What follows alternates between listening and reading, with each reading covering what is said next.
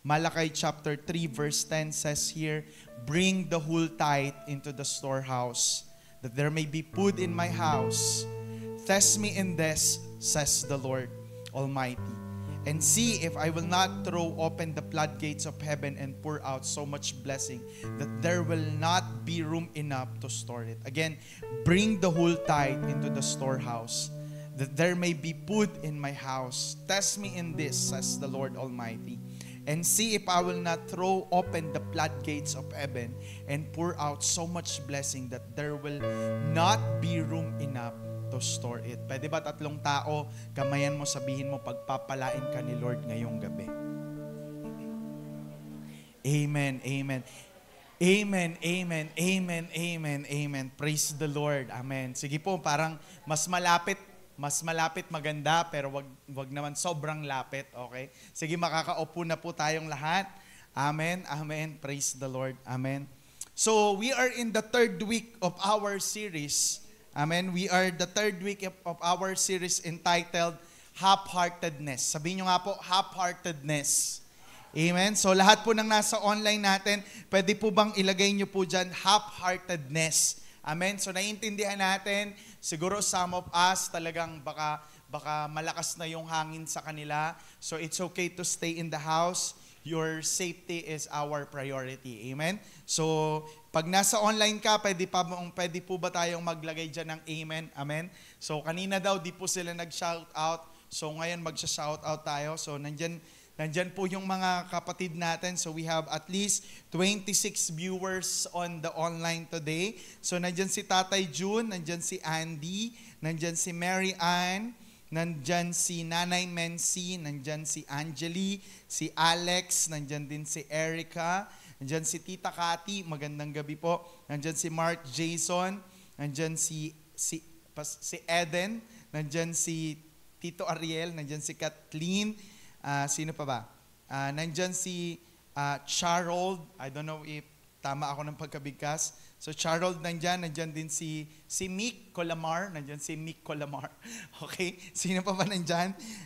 Nandyan din si Mike, nandyan si Nanay Lisa. Magandang gabi po sa ating lahat. So we are in the 3rd week of our series entitled Half-Heartedness. So napag-usapan natin, kapag puso ay kalahati, okay? Andyan din daw si Mama. Yan, Mama, magandang gabi po. Alright, so nandyan si Mama. So balik tayo ulit. So pag ang puso daw kalahati, may mga resulta to. So una, pinag-usapan natin yung unang topic natin is about apathy. Sabihin nyo nga, apathy.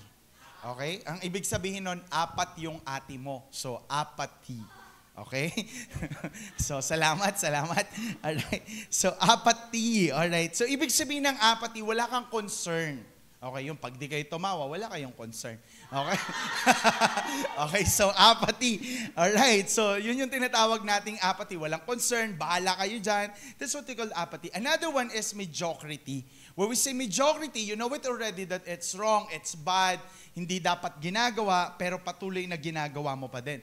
So that's the result of what we call half-heartedness.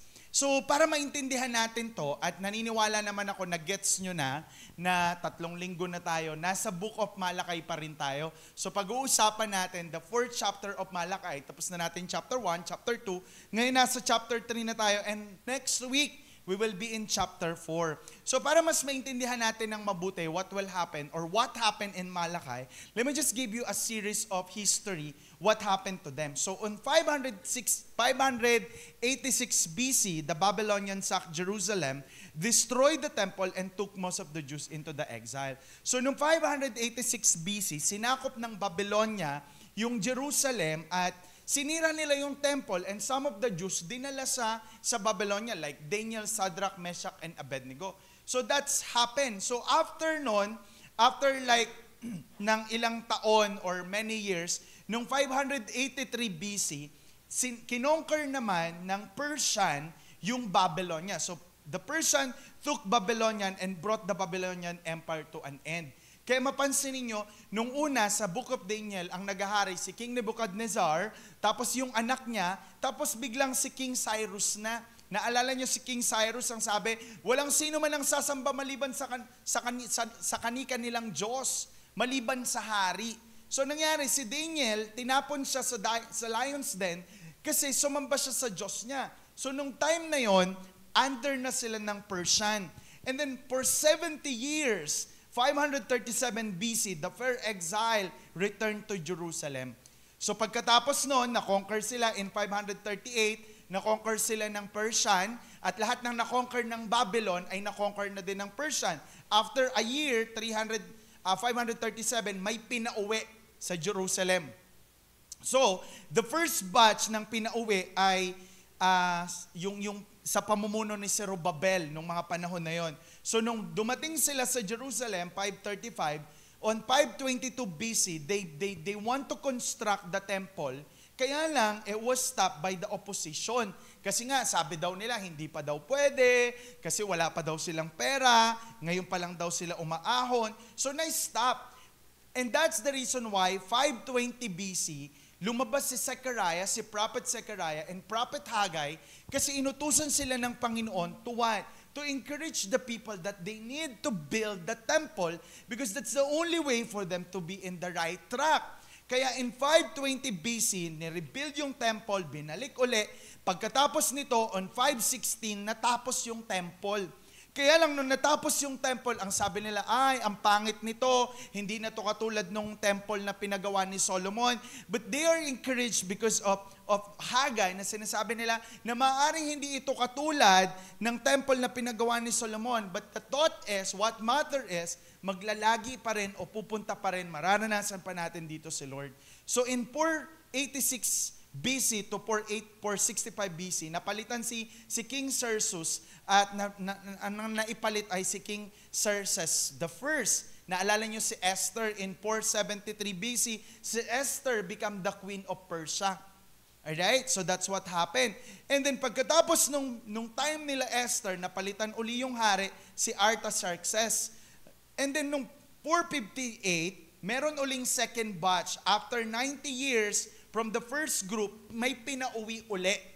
At yung part na to, ito na si Esdra, na nag-preach o nag-reform or nagsabi, this is the law of the Lord. Alright? So yan na yan, dumating na si Esdra. And then 445 BC, third exile group return. Ito na yon, may pinabalik uli. At sa batch na to, kasama si Nehemiah. And nung time na yon, pinabuild ni Nehemiah yung wall of Jerusalem in 52 days, and he became one of the governor of Israelite that time. Kaya lang, ang nangyari, okay na sila, nakabalik na sila, pero parang bakit ganon? Na kahit nandun na sila sa kanilang bansa, walang nangyayari sa buhay nila. Walang umaayos sa buhay nila. Na sa halip na umasenso sila, walang pag-asenso. They give their best. Pinipilit nilang buuin yung pangarap nila. Pinipilit nilang buuin yung pamilya nila. Pero kahit anong tindi ng trabaho nila, hindi sila umaasenso. Hindi umaayos yung buhay nila. And about 435 BC, pinadala ni Lord si Malachi to preach and to tell to these people the problem and what's the solution to that problem. Because after this, nagkaroon ng 400 years of silence. Hindi nawala si Lord, pero nagkaroon ng silence. Dahil pagkatapos ng 400 years, lumabas si Jesus. Amen? So para magets lang natin itong mabuti. So ngayon, ang nangyari, sa time ng Malachi, grabe, nakabalik na sila, inaayos nila yung pamilya nila, magaling sila, maganda, maayos yung ginagawa ng Panginoon sa buhay nila. Pero bakit ganoon? Kahit anong tindi ng pagsusumikap nila, hindi umaayos yung buhay nila. Na para bang kumikita sila ng pera, pero parang hangin lang na dumadaan sa kamay tapos nawawala. Tingnan mo nga yung katabi mo, sabi mo, parang nakaka-relate ka doon, sabi mo. Parang nakaka-relate ka doon. Yung sinipagan mo naman, yung ginawa mo naman lahat, talagang nagsumikap ka, ginawa mo, dumoble ng kayo, dumoble ng trabaho. Pero bakit ganun? At the end of the day, kulang pa rin at hindi pa rin sapat. And that's what happened to the Israelites on time of Malachi.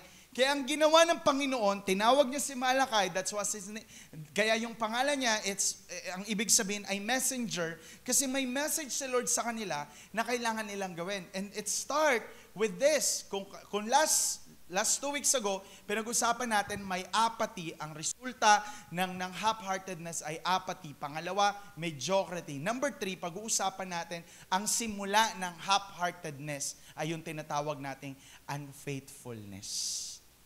Amen? So, nangyari, mayroong problema na hindi nila matanggap at kapag natanggap nila, ayaw naman nilang lagyan ng solusyon kaya pinadala ni Lord si Malakay kasi kailangan nila, they need to know what is the problem. Bakit kahit anong sipag at galing nila, hindi nila magawang umayos sa buhay. Tandaan natin, ang dali maging unfaithful kay Lord. Kaya hindi natin pag-uusapan kung ano or paano tayo magiging unfaithful. Pag-uusapan natin, how to overcome unfaithfulness. So join me in our message tonight entitled, Overcoming Unfaithfulness. So nangyari, dahil pala sa unfaithfulness nila, kaya itong mga taga-Israel on time of Malakay, walang asenso, walang galaw. Amen? Naranasan nyo na ba yon? Yung binibigay mo naman lahat, tinutodo mo naman lahat, pero parang walang nangyayari at hindi pa rin sumasapat. Amen? Sino dito nakaranas na nun? Amen. Danas natin yan, di ba? So tingnan natin ito mabuti. So in Malakay chapter 3, verse 6 to 9, this is the word of the Lord to Malakay na dapat niyang sabihin sa mga Israelites nung time niya. Sabi niya, I am the Lord, do not change. So you, the descendant of Jacob, are not destroyed. Ever since the time of your ancestor, you have turned away from my decrees and have not kept them. Return to me, and I will return to you, says the Lord Almighty. But you ask, how are we to return? Well, a mere mortal rob God, yet you rob me. But you ask, how are we robbing you? In tithes and offering, you are under a curse, and your whole nation, because you are robbing me. Ito na, ang sabi ng Panginoon, ako ang Diyos na di nagbabago. Simula nung hindi sumunod yung mga magulang nyo hanggang sa inyo ngayon, hindi ko kayo winasak, hindi ko kayo sinira, minahal ko pa rin kayo. Kaya nga sinasabi ng Panginoon, it's time for you to return to me. Kung tatanungin natin, teka lang, akala ko ba nakabalik na sila sa Panginoon? Pero ang katotohanan, nakabalik sila sa bansa nila, pero hindi pa sila bumabalik kay Lord. Pwede pala yun. Pwede palang nasa church ka, pwede palang nagtutuloy ka kay Lord, pero ang layo mo kay Lord. Are you still here? Pwede palang you always go to church, you worship the Lord, pero the real score ng relationship mo, you're too far from the Lord. Hindi si Lord ang lumayo, pero ikaw ang malayo kay Lord. Kaya sinasabi ng Panginoon sa kanila, return to me. And ang tanong nila, how can we return to you? Ang sabi ng Diyos, ninanakawan nyo kasi ako. Sabi ng mga tao, paano ka namin ninanakawan? Ang sabi niya dito, you're robbing me. Ninanakawan nyo ako because you don't give your tithes and offering. And because of that, your nation, not just you people, but the whole nation is under a curse. May sumpa. So ang problema, kaya pala kahit anong sipag nila, kaya pala kahit anong galing nila, kaya pala kahit ibigay nila lahat, hindi sila umaayos.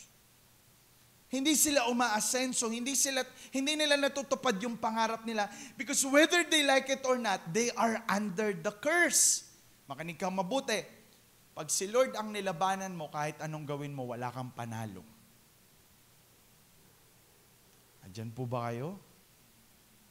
So God accused them na ninanakawan nila ang Diyos. Again, hindi lang ng isang tao kundi ng buong bansa. Bakit? Because they don't give their tithes and offering, napabayaan nila yung temple.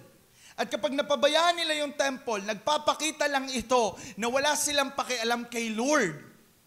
And they become, because they are unfaithful to God. At dahil napabayaan nila yung temple na kung saan kinakatagpo sila ng Diyos, napabayaan nila at dahil napabayaan nila, pati yung spiritual life nila, bumaba na din at nagdala sa kanila palayo sa Panginoon.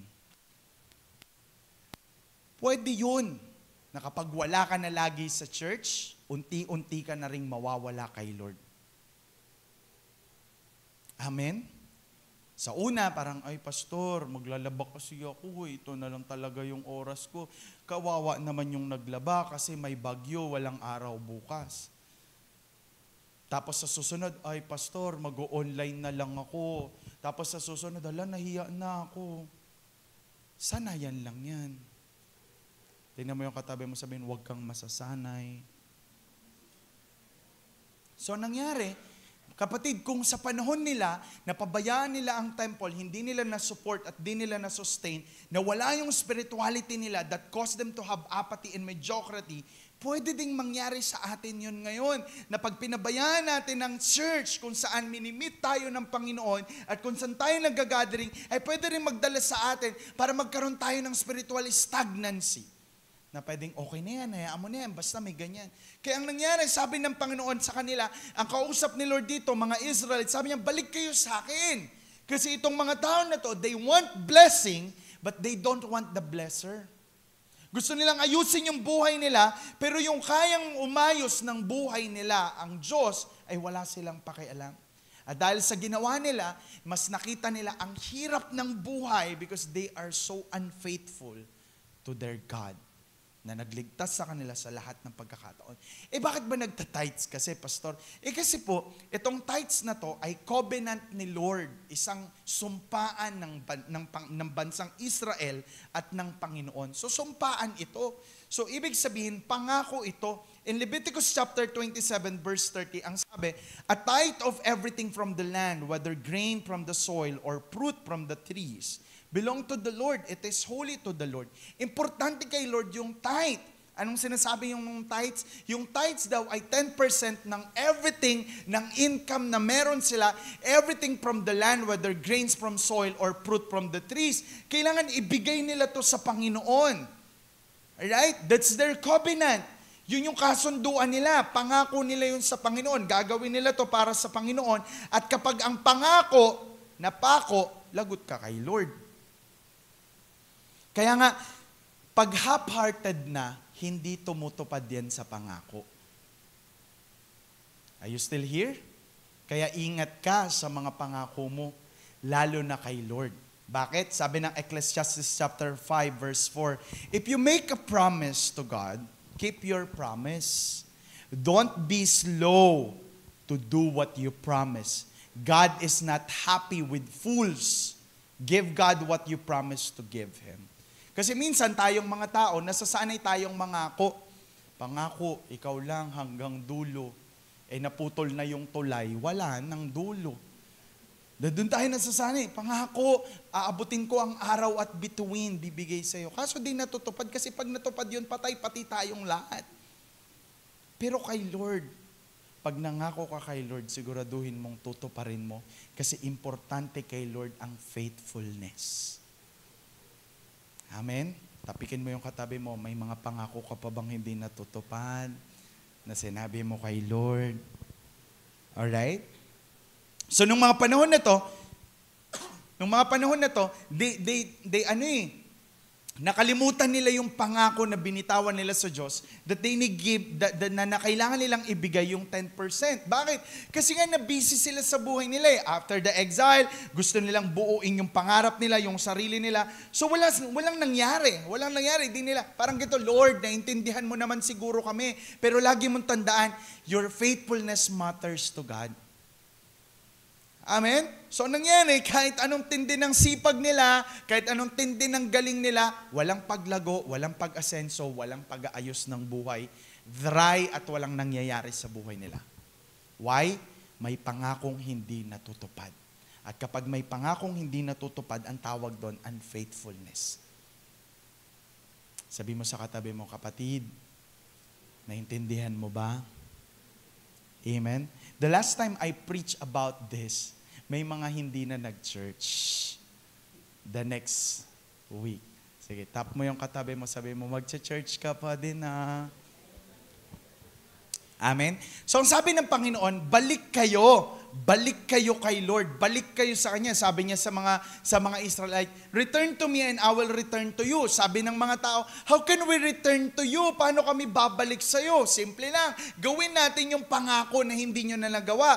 In Malachi chapter 3 verse 10, sabi niya, this is the thing. Sabi niya, bring the whole tithe into the storehouse, that there may be food in my house. Test me in this, says the Lord Almighty, and see if I will not throw open the floodgates of heaven and pour out so much blessing that there will not be room enough to store it.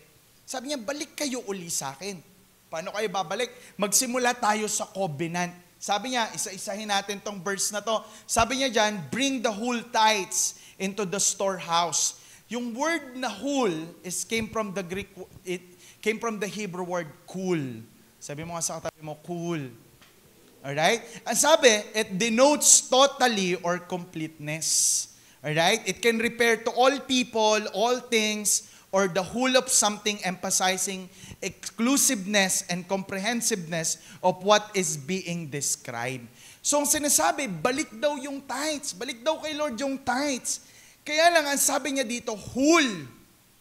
Pwedeng nagbabalik sila, aware sila sa command, aware sila sa utos, nagbibigay sila ng tithe. Kaya lang, hindi whole. Hindi siya cool. Okay? Or pwedeng nagbibigay sila ng tithe, pero hindi consistent. Kaya sabi ng Panginoon, bring the cool tithe in the storehouse. Sabi niya, magbalik tayo ulit. Dapat daw whole. Pag sinabing whole, buo. Hindi pwedeng may bawas at Lord, okay lang to, konti lang naman ko lang. Hindi. Kasi mahalaga kay Lord yung whole, mahalaga kay Lord yung buo, mahalaga din kay Lord yung consistent. Kasi pwedeng baka nagbigay sila ngayon, tapos sa susunod, hindi na. So, ang sinasabi ng Panginoon, if you want to return to me, be faithful again in giving your tithe. Again, ang kausap ni Lord dito, mga Israelites. Paalala mo nga sa katabi mo, sabihin mo, hindi ikaw ang kausap dito ha, yung Israelites. Alright? So pwede kasing maging dahilan talaga ng tao. Pwede kasing magdahilan talaga ng tao nung panahon niya, at least nagbigay. Pero it's not about your gift. Ang matter kay Lord, yung faithfulness na meron tayo para sa Panginoon. Kaya if we want to become faithful, ang required ni Lord sa kanila, bring the cool tithe, the whole tithe. Kailangan ibigay yung buo, walang bawas. And kailangan consistent. Amen. Sabi mo, gusto mo pa mapag-usapan natin, no? Ayaw nyo na, no? Tuloy natin to. Alright? So, ang sinasabi, pwedeng magbigay, pero siguraduhin mo na ito yung nire-required ni Lord. Baka kasi nagbibigay ka, at least nagbigay. Pero ang tanong, yan ba yung required ni Lord?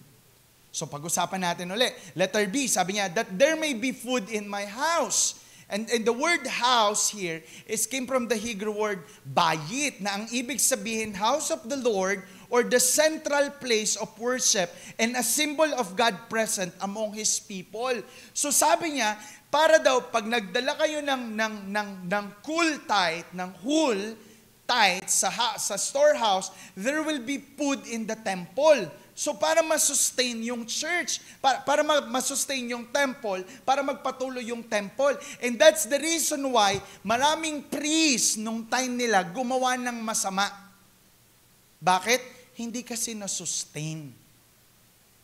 So ginawa ng mga priests para ma-sustain, kahit mali, sige na yan, okay na yan, tatanggapin na natin yan kahit bulag, kahit pilay. But suddenly, they practice mediocrity. Mediocrity sa buhay nila. Kasi nga, hindi sila naging faithful in giving their tithe. Nakukuha niyo yung gusto kong sabihin? Nagiging maliwanag sa atin lahat, yung pinag-uusapan natin simula nung first week. So the temple is a place kung saan nila kinakatagpo si Lord. Dapat importante yun sa kanila. But because of their unfaithfulness, kinalimutan nila yung temple na nagpapatunay lang na unfaithful sila kay Lord. Na hindi nila inuna yung temple, it is a manifestation of their unfaithfulness to the Lord. Kapatid, nung napabayaan nila yung temple, bumaba din yung kanilang spirituality at nag-cause para magkaroon sila ng half-heartedness. Pero ibang-iba to.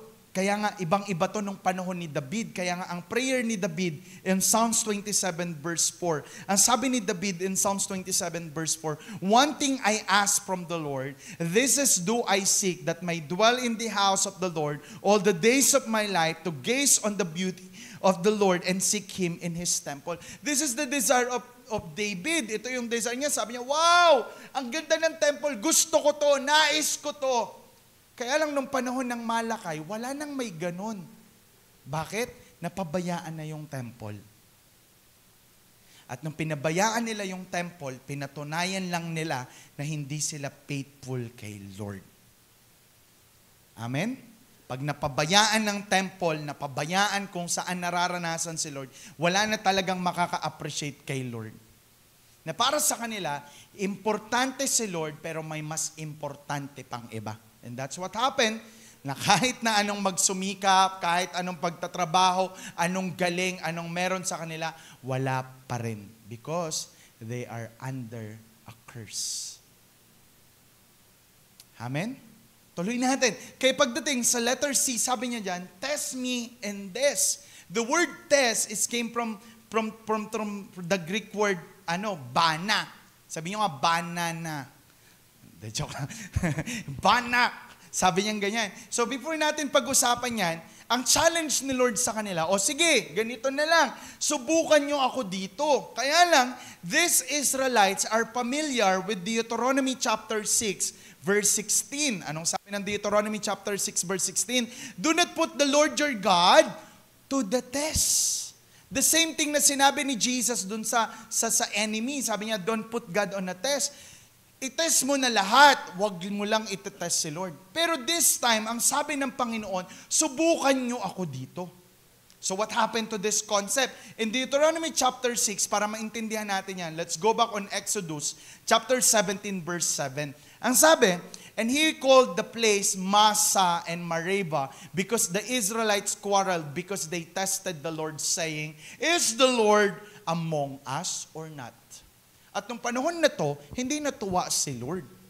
Kasi pambira, ang daming provision ng Panginoon sa buhay nila while they are in the wilderness. Tapos biglang ang tanong nila, kasama ba natin si Lord? Kaya sabi ni Moises sa kanila, huwag nyo nang uulitin yung ginawa nyo doon. Kasi hindi natuwa si Lord. Karapat dapat na tayo ay ites, pero huwag mong patutunayan at susubukin si Lord. Kasi hindi niya kailangang patunayan yung sarili niya para maniwala ka. Dahil kahit di ka maniwala, mananatili siyang Diyos. At mananatili siyang totoo. Amen? So sinasabi ng Panginoon sa mga Malakay, sige, hindi niyo ko tinitest, pero subukan niyo ko dito. Sabi niya, the word test came from the Hebrew word bana, na ang ibig sabihin nito is to test or examine something that determine its quality, genuineness, and value. Sabi niya, if you give your tithe, you will know my quality, you will know my genuineness, and you will know my value. So sinasabi ng Panginoon sa kanila, the moment that they give their tithe, masusubukan nila, mararanasan nila kung gaano katindi ang Panginoon at kung anong kayang gawin ng Panginoon sa buhay nila. Are you still with me? And sinasabi, the concept of this test is understanding of God's relationship with His people. Sinabi to ng Panginoon sa kanila because after all, they are in relationship.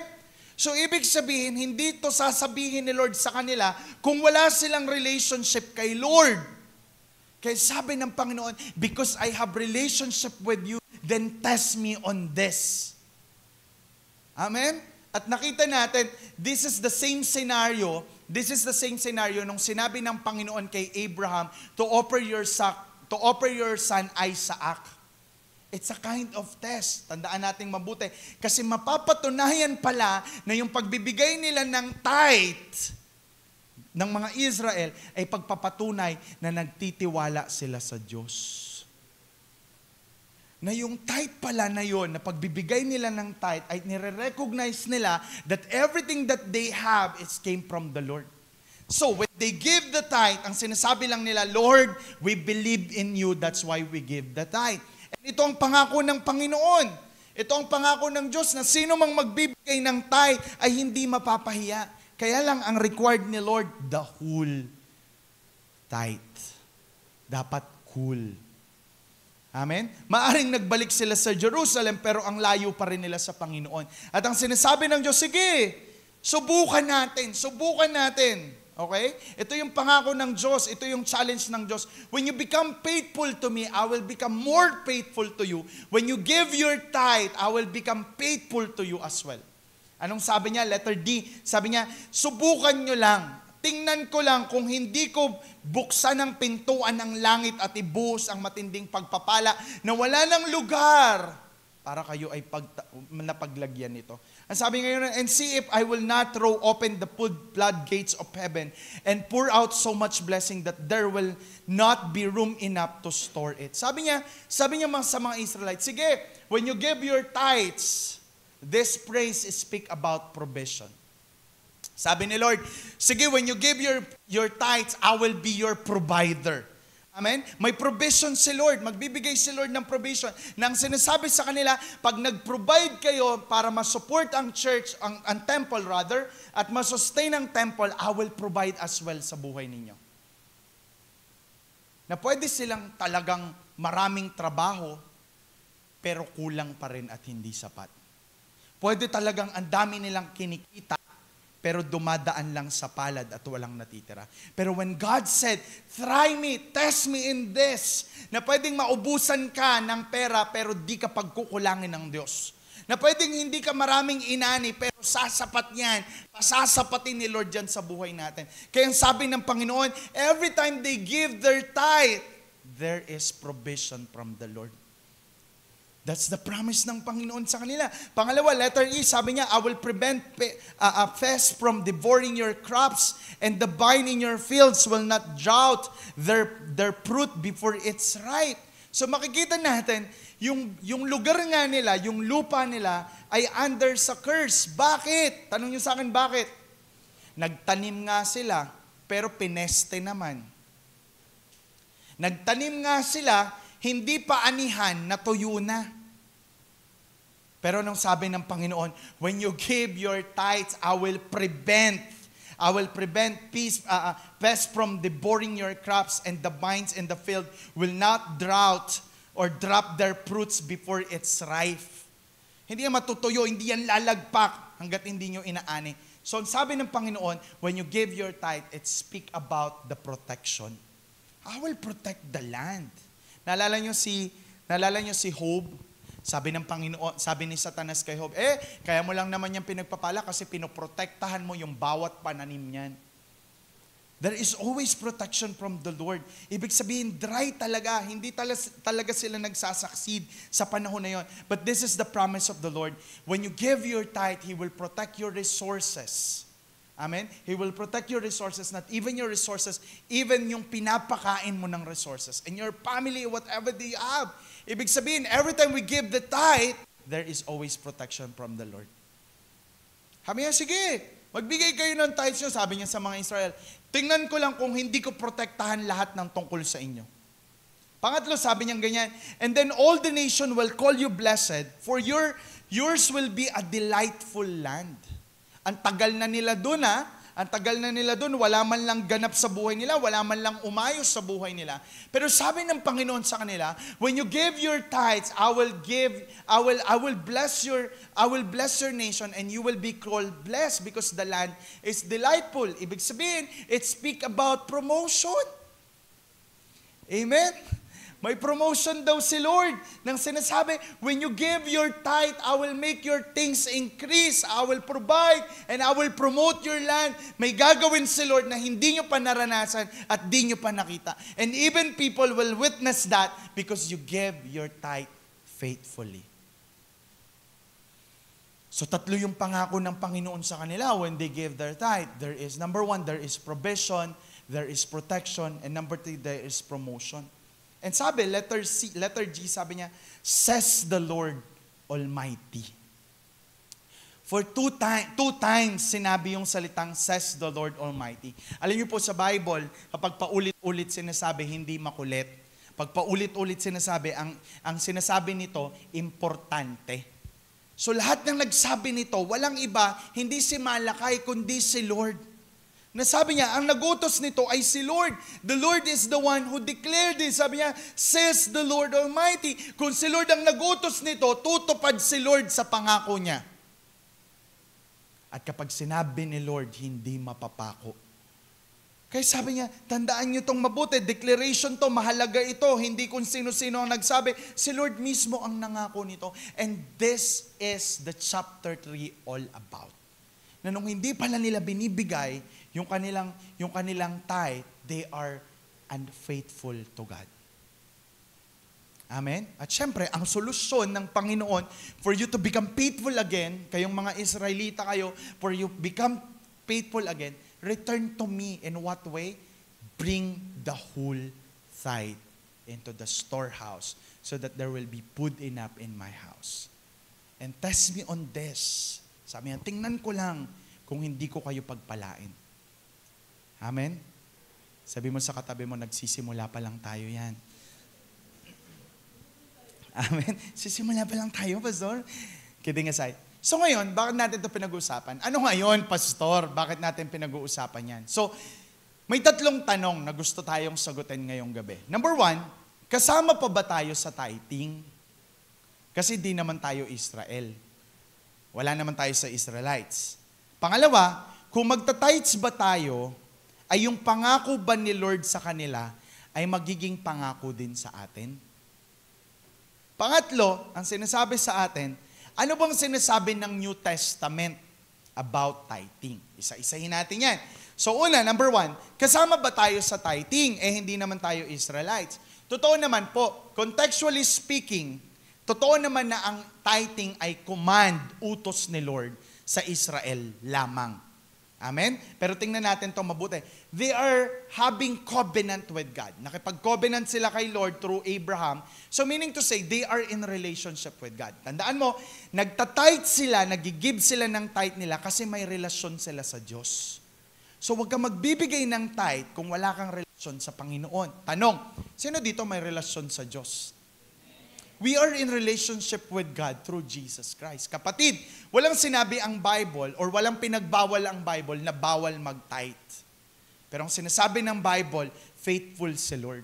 So, ibig sabihin, pwede tayo dito. Same purpose. Bakit natin ito pinapractice sa church? Because we have a same purpose. Kung wala tayong ganito, paano natin isusustain ang church? At paano natin isusupport ang church? Again, when we lose the church, kapag wala ng church, it will cause us para bumaba yung spirituality natin. That's what happened on pandemic. Nawala ang church, nag-online tayo, pero nawala ang church, kaya ang lahat ng tao, bumaba ang pananampalataya, ang daming na stress, na depressed, kasi nakalimutan si Lord. And that's the reason why importante ang church. At dahil importante ang church, kailangan, we need to be faithful to God. Again, hindi ito pinipilit at hindi ito dinidemand. Dahil nagta-tithes tayo, magta-tithes tayo according sa pananampalataya na meron tayo. Kaya nga laging sinasabi sa atin, di ba? Hanggat hindi natin naiintindihan, okay lang na huwag ka munang magbigay. Dahil tandaan natin, ang pananampalataya mo sa Diyos ang magtuturo sa iyo kung paano magbigay. Amen? Hindi si pastor, hindi yung katabi mo, hindi yung life leader mo or anything or W group leader mo. Yung faith natin kay Lord ang magtuturo sa atin kung paano magbigay. Kaya yung pagbibigay natin ay nakabase sa pananampalataya natin sa Panginoon. Amen? That's what happened to Abraham. Bakit handa niyang ibigay yung kaisa-isa niyang anak? Kasi meron siyang matinding pananampalataya sa Diyos. Amen? Again, hindi para sa atin ang tithes. Ang tithes ay para sa mga nakipagrelasyon sa Panginoon. Hindi para sa lahat, pero para sa mga nakipagrelasyon sa Diyos. Pangalawa, ang tanong natin, kung magta-tithes ba tayo, ay yung pangako ni Lord sa kanila ay magiging pangako din ni Lord sa atin. Ang sabi, balikan natin yung salitang test. It came from the Hebrew word bana. It's testing of individuals, particularly their faith and character of integrity. So ang sinasabi sa atin, your level of spiritual seriousness and development will always show up in your checkbook. Ang sabi, katulad ng sinasabi ko kanina, depende sa pananampalataya mo or nakadepende sa pananampalataya mo kung paano ka magbibigay sa Panginoon. Alright? So, ibig sabihin, hindi talaga siya pinipilit, hindi talaga siya dinidemand, hindi talaga siya kinukuman na pag sinabi, pag di ka nag-tithes, mapupunta kang impyerno. Walang ganon sa church. Amen? Hindi ko rin sasabihin sa'yo, ikaw, hindi ka nagta-tithes ha? Nakakahiya ka. Hindi ko rin sasabihin ganon. I'm not saying that way because after all, it's our faith to God will teach us how to give. Amen? So ngayon, kung hindi pa tayo tinuturuan ng Panginoon doon, okay lang yan. Okay? Walang magkukondem sa'yo, walang magja-judge sa'yo. Pero ang tanong sa atin, tutuparin din ba ni Lord yung pangako niya katulad ng pangako sa atin, katulad ng pangako niya sa Israel? Tandaan mo itong mabuti, hindi natin mahihigitan si Lord.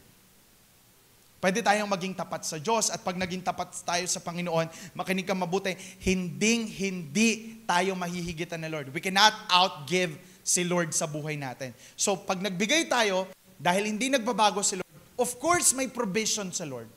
Lagi magpo-provide ang Panginoon. Lagi niyong tandaan, hindi sa kung anong trabaho ang meron tayo, pero there is always provision from the Lord para sa buhay natin at sa pamilya natin. Amen. Pangalawa, may protection si Lord. Amen? May protection si Lord. Hindi lang ikaw yung iingatan niya, even the source of your income and even your family ay iingatan ng Panginoon. So when we become faithful to our tithe, magiging faithful din si Lord para ingatan yung pinagkukunan natin. Hindi lang yun. When we become faithful to God, there is also promotion from the Lord. Aminin natin to. Kahit gaano i-increase yung sahod mo, kulang pa din.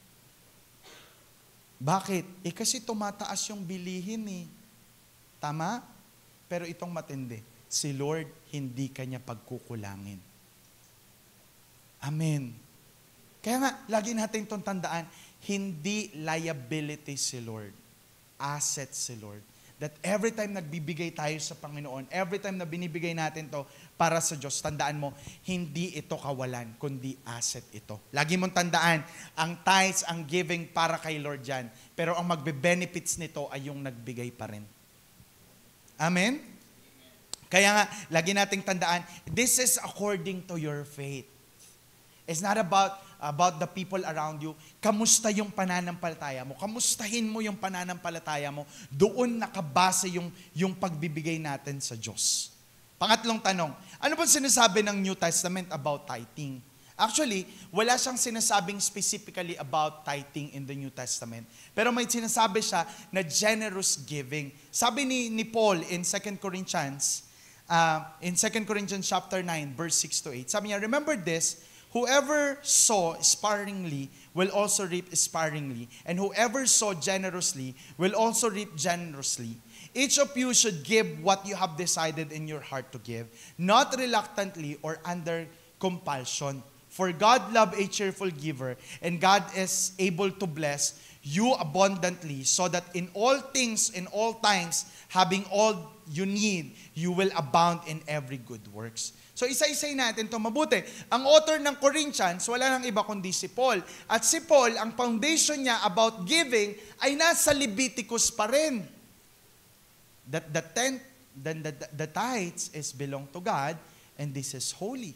So, alam ni Paul yun. So, Malakay chapter 3, verse 10 is about tithing, but 2 Corinthians chapter 6 to 8 is about generous giving. Tingnan natin mabuti.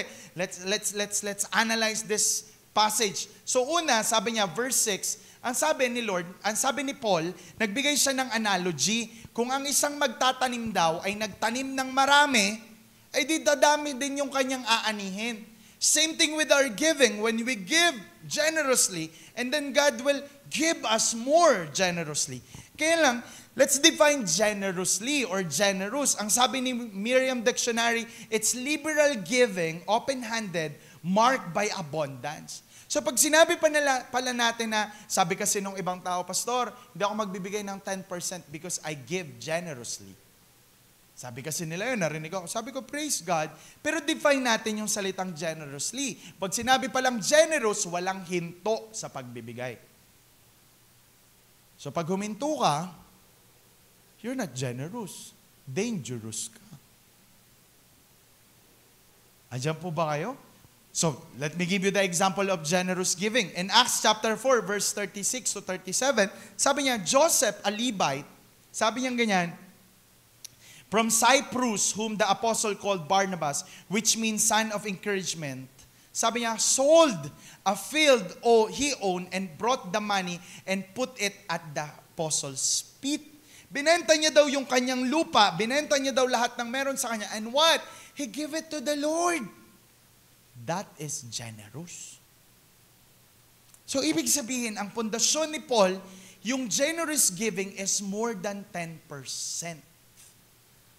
Malalaman mo palang generous ka kapag sobra sa 10%. Paano nga tayo magiging generous kung sa 10% pa lang hindi na natin kaya? But again, we will give because of what faith teach us or according to our faith. Tandaan nating mabuti, pag naging tapat ka sa Diyos, hindi mo mahihigitan si Lord kasi pagpapalain din tayo ng Panginoon. Amen? Kaya nga, hindi tayo pwedeng magkunwari kay Lord. Pwede nating sabihin, Lord, ito talaga yung tithes ko. Wag. Huwag kang magsisinungaling. Kasi may nagsinungaling in the New Testament. Si Sapphira and Ananias. Sabi nila, oh Lord, ito na talaga yung napagbentahan namin. Dahil hindi naman totoo, namatay sila. Nakakamatay ang pagsisinungaling. Sige, tingnan mo yung katabi mo, sabihin mo, ingat ka sa pagsisinungaling ha. Nakakamatay yan. So sinasabi sa atin, hindi natin maluloko si Lord. Kaya nga nire-require ni Lord, kung magbibigay ka na rin naman, you need to be faithful. The cool tithe or the whole tithe. Verse 7, sabi niya ganito, so each of you should give what you have decided in your heart to give, not reluctantly or under compulsion. For God love a cheerful giver. So highlight natin yung decided. Okay naman pala eh. Sabi ni Paul, your decision. Ikaw yung magde-decide. Ikaw yung bahala. Decision mo yan eh. Pero highlight natin the word decision. The word decision came from the Greek word proereo. Na ang ibig sabihin nito, when you make a decision, it should be aligned to God's will.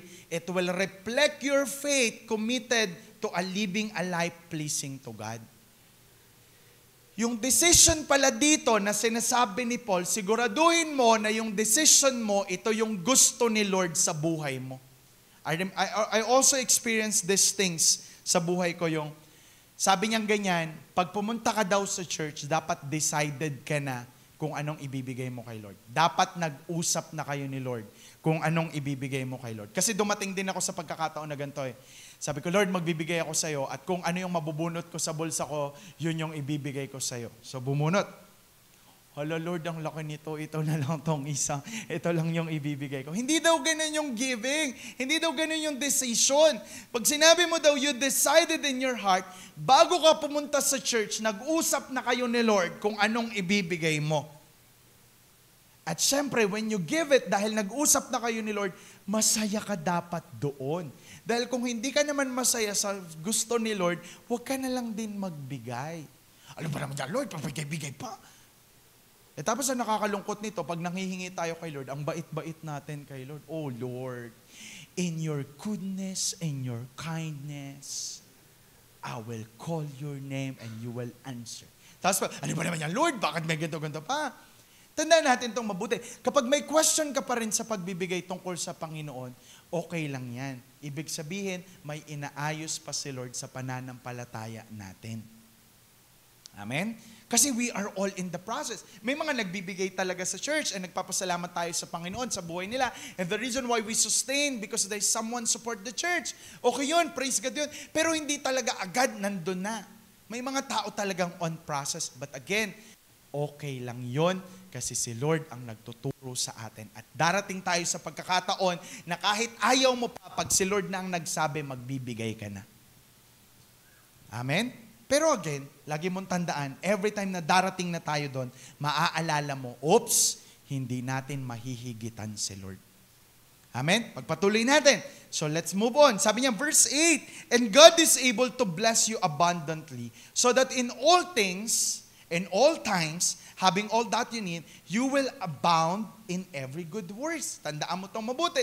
Pag nagbigay daw tayo cheerfully and generously, hindi talaga natin mahihigitan si Lord.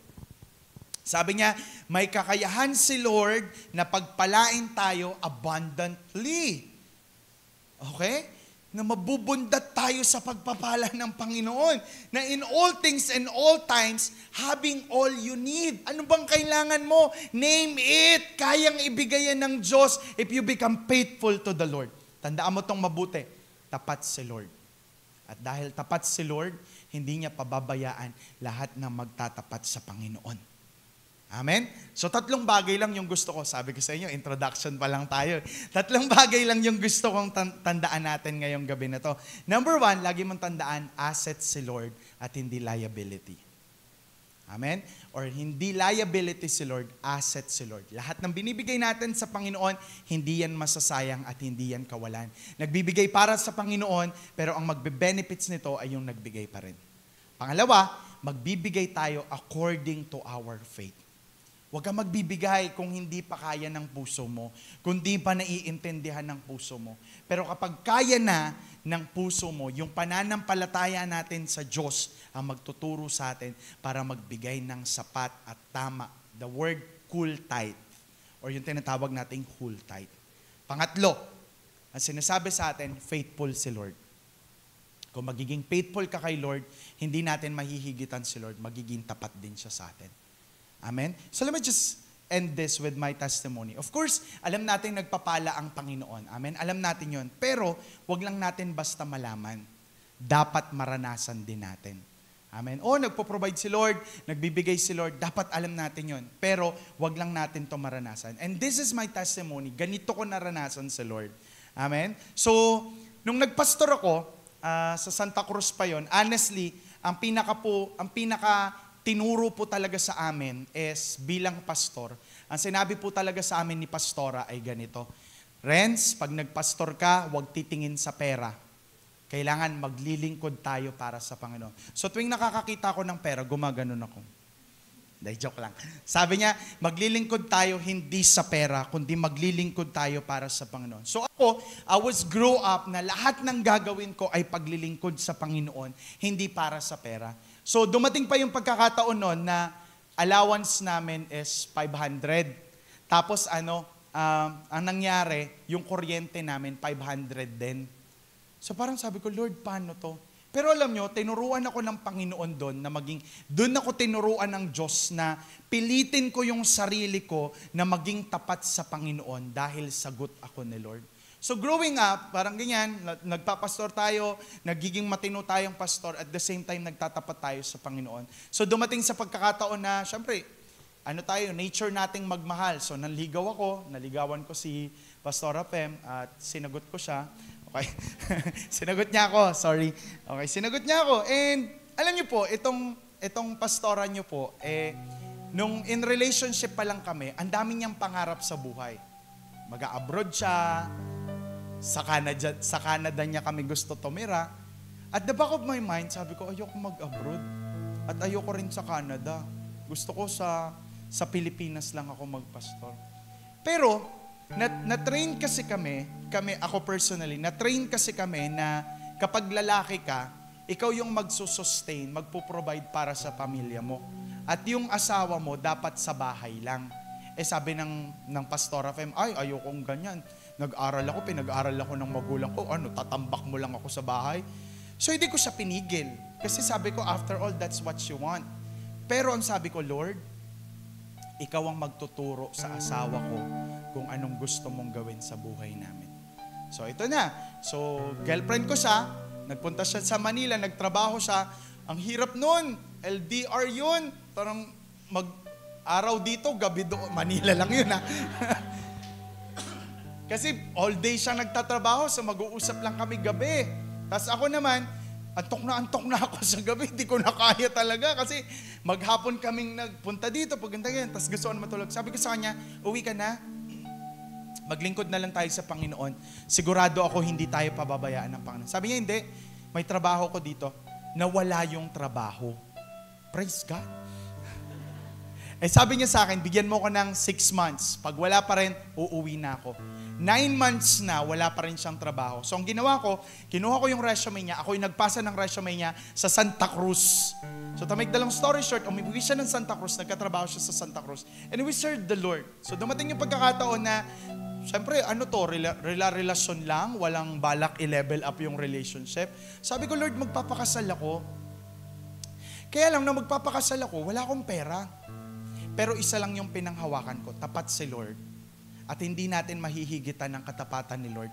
Nagtapat ako sa Panginoon.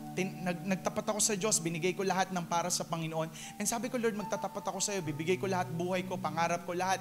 Pero ikaw ang bahala sa buhay ko. To be honest to you, that time I have only 20,000 in my pocket.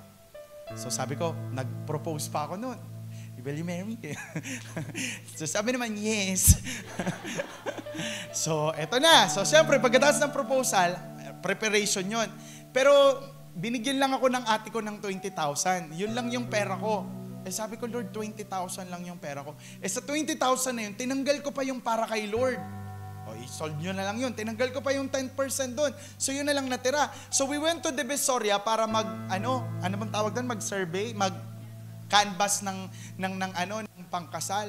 So unang canvas ng asawa ko, ito yata, magkano ba yan? 70K. Wala na tong 70K. Kulang pa to. Sabi ko, babaan naman natin. Punta kami dito. Ito 50K. Di pa rin kaya. Sabi ko, sige, libutin lang natin to. Kasi sumabay sa amin si Marian at si Ding Dong nung mga panahon na yun eh. Kaya medyo mahal yung mga kasalan nung panahon na yun. Yung gusto ng asawa ko, Marian cut pa. Yung gown niya, yung ganun-ganun pa. Sabi ko sa kanya, isang beses mo lang naman isusuot eh. Sabi niya sa akin, yun na nga, isang beses lang ako ikakasal, titipirin mo pa ako. Sabi ko kay Lord, Lord, narinig mo, di ba? So we went to conference and na-meet namin yung isang pastora doon. Nalaman niya na ikakasal ako. Sabi niya sa akin, Renz, I want to say something to you. You are a pastor, you are called by God, nagtapat ka sa Panginoon, makinig ka, magtatapat sa iyo si Lord. So I have only 20,000 on my pocket. Binawas ko pa yung tithes ko. Sabi ko, magpapakasal ako. So eto na, preparation, ganyan. So di ba pag sa kasal, una yung down muna. So nag-down kami lahat. So to make the long story short, nag-guest list kami. Ang guest list namin, 200 lang. 200. Pero ang 250. Pero ang dumating, 350. So paano namin pagkakasahin yung pagkain nun? Umuulan pa nun Hindi ambon, malakas na ulan, as in malakas. Sabi ko, grabe naman tong mga to, talagang pumunta pa kahit tumuulan. So nangyari, masinlok pa yun hindi sa Santa Cruz, masinlok pa yun, pero dinayo pa din. Sabi ko, Lord, anong gusto mong gawin namin dito? Tapos sa sobrang dami, hindi na plate yung binibigay, paper plates na. Pero praise God, nagkasya yung pagkain. Amen? Sabi ko, bahala ko sana, ipaksiw, lechong paksiw ko pa yun, wala lang natin. Pero praise God, eto na. So habang di ba may dance yun, habang nagsasayaw, nagpe-pray ako sa Panginoon kasi nandyan na yung mga naniningil. Sabi, eto na.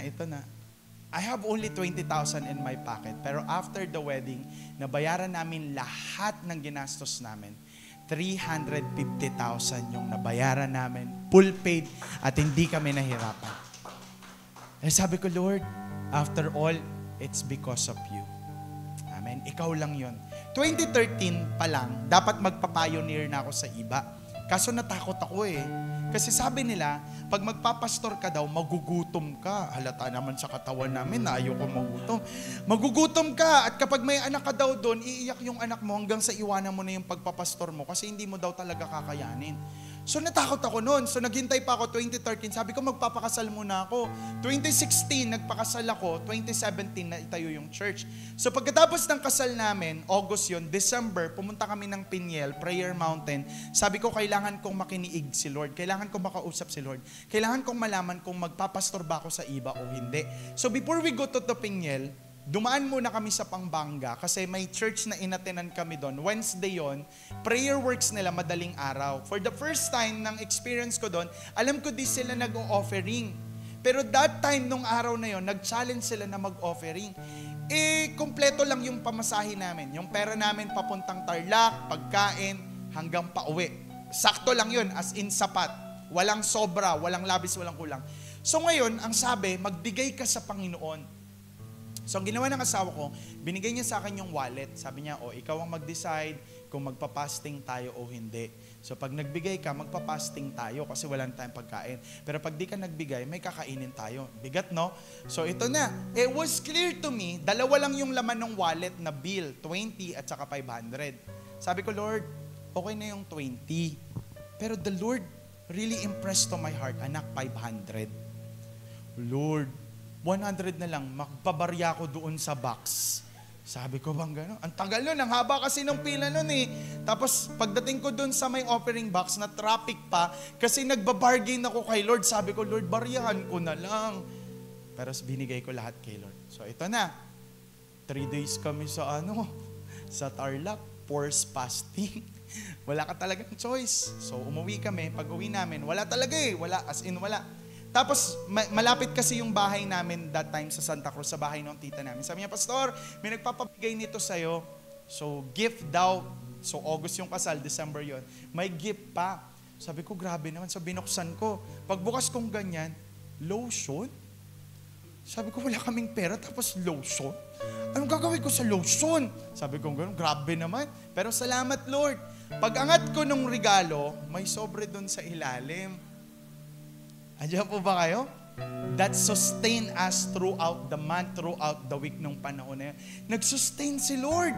Sabi ko, Lord, magiging tapat lang talaga kami sa'yo. Ikaw yung bahala sa amin. So sa Piniel, kinausap na ako ng Panginoon, nag-oo na ako, pero nung araw na yun, Lord, pagpunta ko sa iba, alam ko magpo-provide ka.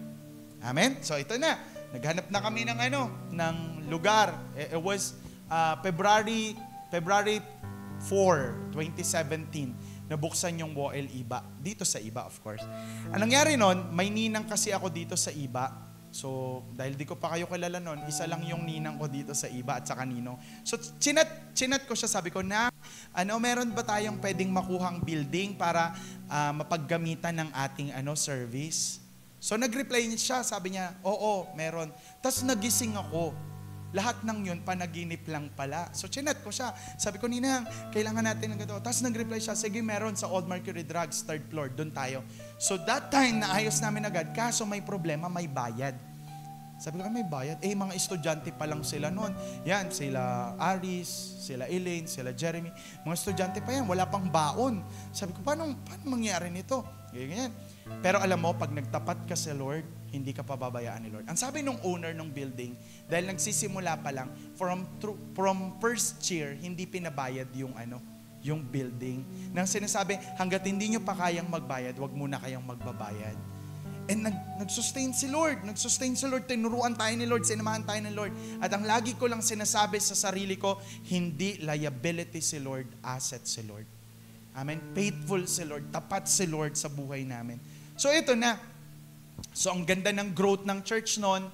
Tapos nag-celebrate tayo ng 3rd year anniversary. Nung nag-celebrate tayong ganun, merong isang pastor na nagtuturo sa amin. Sabi niya, magkaroon ka ng savings. Sabi ko, paano ko mag-savings? Wala nang binibigay na pera sa amin, tapos mag-save pa ako.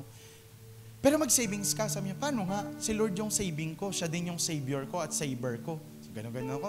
So, birthday ko nun. So, alam nyo naman, di ba, pag pastor may birthday, may inaabot na envelope.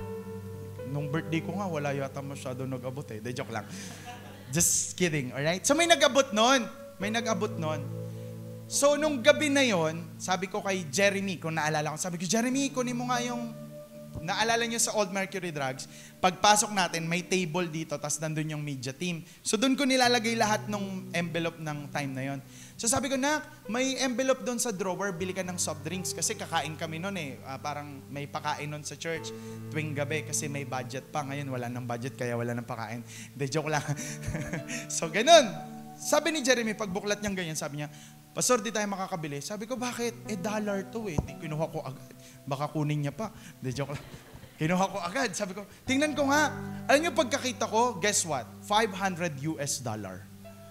Sabi ko, Lord, grabe ka magtapat. Kinabukasan, lockdown, pandemic, sarado lahat. Sabi ko, Lord, may $500 nga, di naman mapapamalit, di naman makakabili. Pero alam niyo po ba, nung pandemic na yon, throughout pandemic, hindi ko alam kung alam niyo, pero yung mga pagkakataon na yon, may pagkakataon sa buhay namin na gusto ko nang umuwi, gusto ko nang sumuko kasi ayoko na, tapos na ako. Kasi sabi ko, wala kaming kasama dito sa iba. Kami lang nandito sa iba. At hindi ko kaya dito sa iba. Pero sinustain kami ng Panginoon. You know what? Throughout pandemic, ang ganda ng provision ni Lord. May nagdadala sa amin ng grocery, may nagdadala sa amin ng pagkain, may nagbibigay sa amin. Hindi ko nagalaw yung $500. Amen? And one time, sabi ko, siguro naman pag nagutom kami, Lord, pwede kong kunin yung manok ng kapitbahay namin. After all, dito ko makain yan. Sisiw pa lang yan. Ngayon, panabong na. So, pwede ko yung kunin. Sabi kong ganun sa Panginoon. Alam nyo, kinabukasan may nagdala sa bahay. Isang malaking manok galing sa Pure Gold. Sabi ko, Lord, hindi naman, nagjo-joke lang naman ako. Hindi ko naman gagawin yon. Ganun yung provision ng Panginoon. And then along the pandemic din, hindi ko to na-testimony kaninang umaga at saka kahapon. Along the pandemic din, may motor kami nun. Pero yung motor ko, pag sinakyan mo yon, parang ka nasa dagat. Ganun yung sounds niya. And I was praying to the Lord, sabi ko, Lord, gusto kong bumili ng motor. It is clear to me that time. Sabi ang impression sa akin ng Lord noon, bibili ka ng motor. Chinek ko yung wallet ko, kasi baka nilagyan ni Lord eh. Pag check ko ng wallet ko, may 200 pesos. Sabi ko, Lord, saan naabot yung motor na 200 pesos? Pero alam nyo, December yon, January may tumawag sa akin. Sabi niya, Pastor, anong gusto mong regalo? Alam niya naman si Pastor, ikaw na bahala kung ano gusto mo. Hindi, Pastor, anong gusto mo? Hindi, okay lang. Hindi, Pastor, name it. Sabi ko, gusto ko sana ng motor, kaso mahal yun eh. Magkano ba? Siguro mga 80, ganyan, mga 60. O sige, Pastor. So ako, parang, ikaw na huwag mo akong binibiro-biro, paniwalain ako eh. Ganyan. So parang December, ganyan. Tapos December, pagdating ng January, nag-chat siya uli. Sabi niya, Pastor, can you check your bank account? Nandun na yung pambili ng motor. Amen? At yung motor ko nandyan, bigay lang yan ni Lord. Ito pa, throughout that, ang nagsasabi talaga sa amin, mag-insurance ka, mag-ganyan-ganyan. Wala nga akong pang-insurance eh. So natapos na yung pandemic. Ito na, hindi masyadong tapos. So sabi ko, ang tagal na nating walang church, kailangan makahanap na tayo ng church uli. Kaso lang, nung unang tinanong namin ito, alam niyo kung magkano? 60,000. Sabi ko, wala, mauubos na lahat ng buhok ko, hindi pa tayo makakabayad dyan. Sabi ko, pray pa rin tayo. Ang sabi ko sa asawa ko, magtatapat si Lord. Tapat si Lord, magsusustain si Lord. So kinausap uli namin yung owner, bumaba ng 30,000. Sabi ko, di pa rin natin kaya. Pray pa tayo. Hanggang saan nangyari, napababa ng 20,000. Kaso, walang pera ang church. Naalala ko, may $500 kami. So, pinabalit namin yung 200 at yun yung pinangbayad namin para makalipat. So, kailangan i-renovate. So, nandito na. Sunday, naayos na. Sunday, dyan ba si Bel? Sabi ko, Bel, kailangan may pera tayo sa Monday kasi magpaparenovate tayo. Tapos sabi ko, gamitin na namin tong $300. Idagdag na natin para maparenovate natin ito. Ang kailangan noon, 90,000 para maparenovate ito. Yung unang church ito, nung unang renovation.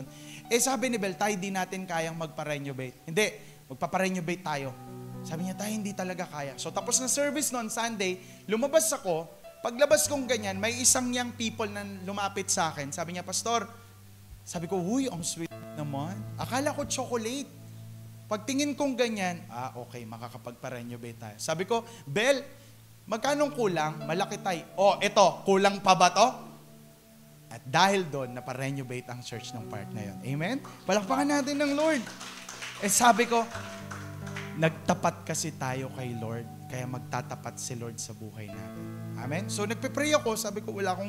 Sabi nila, kailangan daw may insurance. Alam niyo po ba na ngayon, nasa 2.5 years na ako nagbabayad ng insurance, pero hindi galing sa pera ko. May nagbabayad, may nagbibigay nito para pambayad ng insurance ko. Bakit? Kasi nagtatapat tayo kay Lord. Amen? Palakpakan natin ng Panginoon. And then, alam niyo po ba na nakapunta kami ng Hong Kong for 3 times nang hindi kami nagbabayad ng plane ticket? So masabit kami sa plane. Hindi, joke lang. may nagbabayad sa amin para makapunta po kami. And then last time, siguro ito na yung pinaka matinding prayer ko sa Panginoon. I know some of you knows about this. So, yung one of our member of the family, na-hospital. Na-hospital siya. So, alam niyo yun, na-hospital siya. So, syempre, ako bilang pastor, at yung asawa ko, kailangan niyang tumulong kasi na-hospital yung pamilya, isa sa pamilya niya. Dumating yung pagkakataon na sinasabi na naman ni Pastora Fem sa akin na magtrabaho na ako ng abroad. 2 years lang naman. At least makaipon tayo. Pag nakaipon tayo, masusustain natin yung church, makakabili tayo ng lupa. Magtrabaho na ako ng abroad. I will always answering her like, sabi ko, alam mo, hindi ikaw ang bibili ng lupa para sa church. Si Lord ang bibili ng lupa para sa church. At si Lord mismo ang magsusustain sa atin. Pero, syempre, kailangan namin mag-support kasi may isa kaming member of the family na nasa ospital. And praise God, binigyan kami ng pagkakataon ng Panginoon that time na makapunta ng Hong Kong. Sabi ko, praise God, pupunta tayo ng Hong Kong pero wala tayong pera. Pero alam nyo ba, ang bait kasi ng Panginoon pagpunta namin sa Hong Kong, yung mga tao doon nagbibigay sila ng envelope na may laman. Baka sabihin nyo. So parang, Pastor, para sa inyo po. To make the long story short, throughout our time sa Hong Kong, nakaipon po kami ng pera. And sabi ko sa asawa ko, hindi natin to gagalawin. Itutulong natin to pang ospital. Kasi sabi ko, kailangan maibigay tayo. Na ang Diyos nagpo-provide, nagsusustain. Alam niyo po, lahat pong yon, nakaipon po kami 100K. Tinanggal lang po namin yung tithes, tapos binigay ko po kay Pastor, sabi ko, lahat yan, ilagay natin sa ospital. Nag-provide si Lord. Kasi tapat si Lord. Amen? Hindi ko pa po pala nasabi. So last year, sabi ko magpa-renovate tayo uli. Ito na po yan, renovate tayo uli. Si Sheila na to, wala na si Evelyn na doon sa Japan. Sabi ko, magpa-renovate tayo. Sabi niya, Tay, hindi talaga kaya niyang pera, hindi natin kaya. Hindi, sige, sabi ko, magpe-pray tayo ng mabuti. So nag-pray kaming ganyan. Alam niyo po, ang ginastos natin is 190,000 or 170,000 ito lahat. Pero hindi po naglabas ang church ng pera pang renovate. Pinrovide po lahat ng Panginoon. Bakit? Kasi nagtatapat si Lord sa lahat ng nagtatapat sa Kanya. Amen?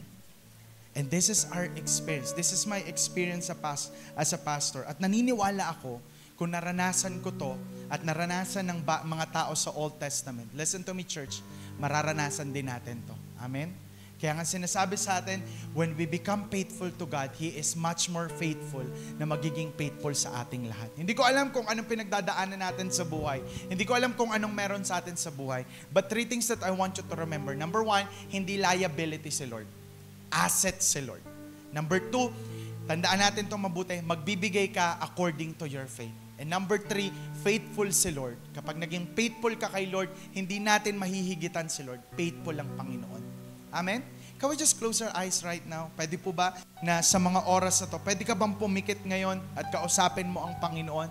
Hallelujah. Thank you, Jesus. I don't know kung anong meron. Hindi ko alam kung anong pinagdadaanan mo sa buhay mo ngayon. Hindi ko alam, you are financially challenged or everything. Hindi ko alam. Pero one thing is for sure, mabuti si Lord. Amen? Dakila ang Panginoon. The best ang Panginoon. Kaya pwede ba sa mga oras na to, pwede mo bang kausapin ng Panginoon? Pwede mo bang pasalamatan si Lord? Hindi ko alam kasi baka ang dami mo nang nakalimutan, ang dami mo nang napabayaan. But allow the Holy Spirit to remind us tonight that He is provider. He will provide for us. He will protect us. And at the same time, He will promote yung buhay natin. Kapatid, I don't know who you are, but one thing is for sure, mapagkakatiwalaan si Lord. Amen? Kaya sa mga oras na to, I want you to thank the Lord because He is so good. Marami kang pinagdaanan at may mga pagkakataon na hindi ka talaga naging tapat sa Diyos. Pero again, tinuturuan tayo ng pananampalataya natin sa Panginoon kung paano tayo magtatapat sa Panginoon. Pwede ba sa mga oras na to, tatayo tayong lahat? And sa pagtayo natin, can we just raise our hands to the Lord? Can we just raise our hands to the Lord? And can we just give thanks to the Lord because He is good, because He is amazing. Thank you, God. Thank you, Jesus. Thank you, Lord. Thank you, Lord. Thank you, Lord. And this time, habang nakataas yung kamay natin, pwede ba natin kunin yung ibibigay natin sa Panginoon? And I want you to pray. I don't know kung anong pinagdadaanan mo, pero maniwala ka, igagrant ni Lord yung prayer mo according sa pananampalataya mo, according sa nais ng Diyos sa buhay mo. So while you're holding that tithe, that offering, that gift to the Lord, I want you to claim it for the Lord. Receive it for the Lord or give it to the Lord. Hallelujah. Thank you, Jesus. Thank you, Lord.